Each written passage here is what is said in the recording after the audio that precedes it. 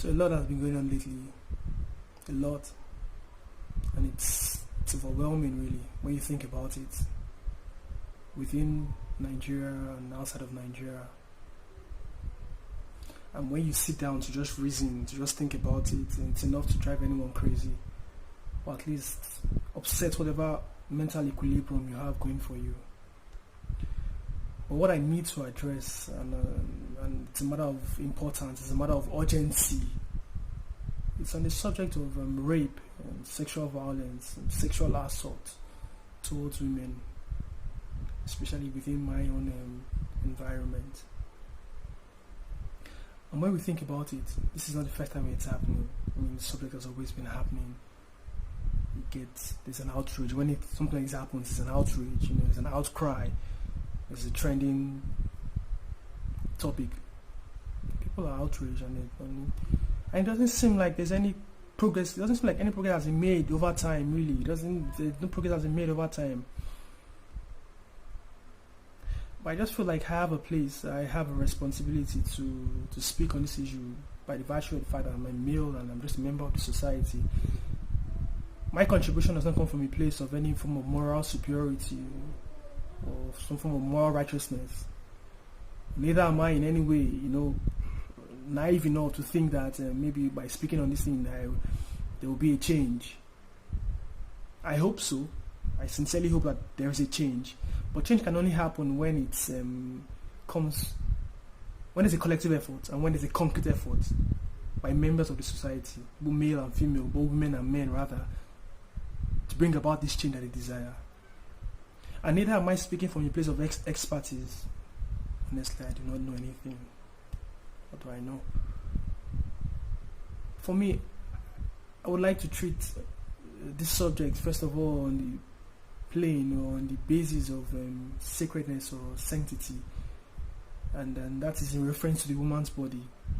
And that when we understand that the woman's body is an object of sanctity, an object of sacredness, our approach and the way we deal and the way we come in contact with the woman's body might likely change. We might see her differently, we might approach her differently and say, okay, maybe I need to begin to treat her differently and understand her differently and come in contact with her body differently. Our body should be treated from a place of reverence, actually.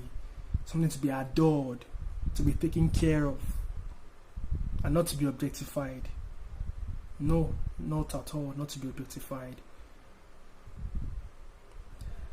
Also, there's a place of perhaps as well that this rape and sexual assault comes from a place of entitlement, maybe men feel that they're entitled to the woman's body.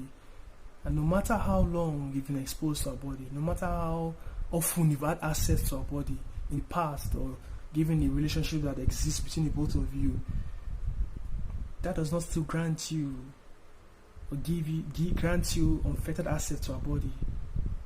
Our body is our body to be given to who she wants to who she desires to have access to it, and that should be respected. No matter how exposed we think the body is, you think that the body is, it doesn't still grant you access. No matter who you think has had access to it in the past, that in any way does not even grant you, that still does not grant you access. And whatever structure this entitlement is built on, or this entitlement stems from, or finds its standing, needs to be brought down, needs to be destroyed, needs to be brought to the level. In this day and age, women's body needs to be, our body is ours and ours alone, and we must respect that. And speaking of access, the only thing that grants a man access to a woman's body is consent. That's the only key to our body, to a woman's body, is consent. And consent has to be expressed in clear and simple terms, yes or no. There is no reading into it. There is no sign language. There is no, I thought that, there is none of that. Yes or no, can you or can you not? And until she says yes. And consent again is also part-time, actually. It is part-time. On a time to time, on a timely basis. that consent can be withdrawn. And once you understand that, it changes our approach towards women. And I think that just basic sense of respect, respect for the woman's body, for people's space, for people's physical space. Once you just respect people and their physical space and their opinions, their feelings, there will be no need for you to try and, that would change how you want to approach people. I will understand that there's a limit to what you can do to people. There's a limit to how you can approach them or get in contact with them. It's my hope, my sincere hope, above all things, right now, concerning the subject, that people who have suffered and who carry the scar, the emotional scar of the trauma of sexual assault, find healing. But beyond that there is a lasting change. There is a lasting change, that people come to the awareness of the fact that, okay, the woman has been through a lot concerning her body, and her body needs to be respected. Her body needs to be guarded. Just respect her. Just respect her body.